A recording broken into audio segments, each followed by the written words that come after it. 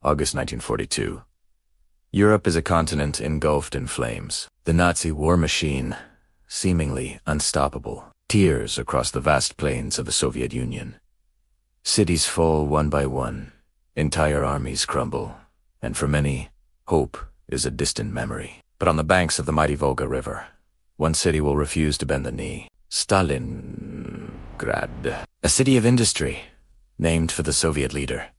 It will soon become a crucible of war, a name etched into history with blood and iron. Hitler's armies, confident and precise, advanced with the expectation of a swift and decisive victory. Their strategy is one of overwhelming force. Factories, homes, schools, nothing is spared from the onslaught. The Luftwaffe darkens the skies, raining down a torrent of destruction that turns Stalingrad into a city of smoke, fire, and twisted steel. Civilians flee in terror, soldiers dig in, and the very ground trembles with the unending roar of artillery. But Stalingrad will not surrender. It will fight. In the midst of the ruble and the ruin, an incredible transformation takes place.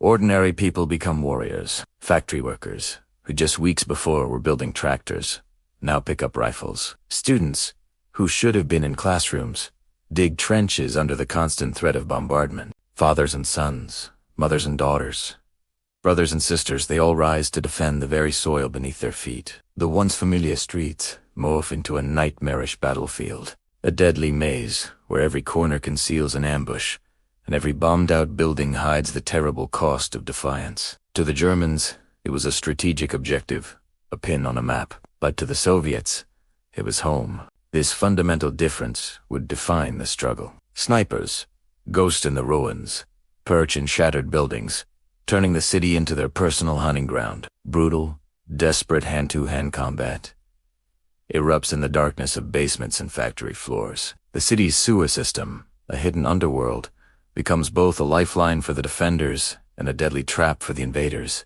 In this cauldron of conflict, fear and courage are inseparable companions. Each day brings new horrors, and each night offers only a fragile, temporary respite from the chaos. Then winter descends with a merciless, unforgiving fury. Snow, deep and suffocating, drifts into the trenches, burying everything in a blanket of white. Frost, sharp as glass, bites through thin uniforms. For the German soldiers, unprepared for the brutal reality of the Russian winter, the cold becomes an enemy as formidable as the Red Army. Supplies dwindle, then vanish. Yet the defenders endure. They know this cold. It is a part of them. They turned the city itself into a weapon, deliberately collapsing streets to create bottlenecks, demolishing factories to create impassable fields of rubble, and entangling the enemy in the very destruction they created. November 1942. The tide begins to turn. In a stroke of brilliant and daring strategy, the Red Army launches Operation Uranus. The plan is audacious, to encircle the entire German Sixth Army. It works. The hunters suddenly become the hunted, trapped within the very city they had fought so ferociously to conquer.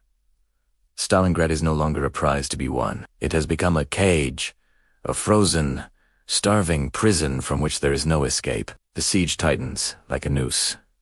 Inside the ruined streets of the pocket, desperation takes hold.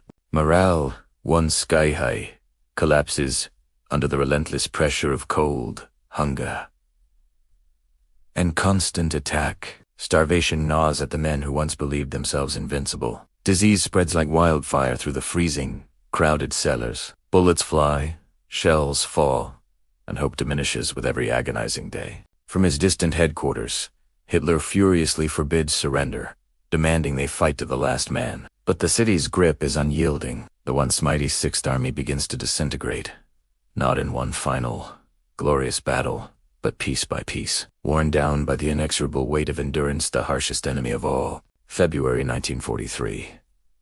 The end finally comes. The siege is broken. Stalingrad stands, a skeleton of a city, scarred and battered, but unbroken.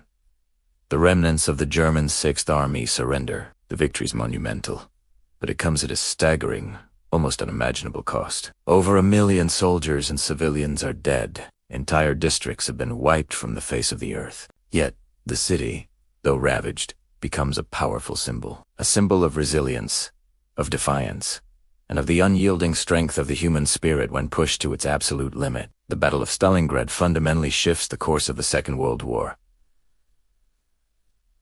Hitler's eastward advance is permanently stalled. Soviet momentum begins to build, a tide that will eventually wash all the way to Berlin. The myth of German invincibility is shattered forever in the frozen rubble of this one city. And for the entire world, Stalingrad becomes living proof that courage, even in the face of overwhelming odds and unimaginable suffering, can alter the course of history itself.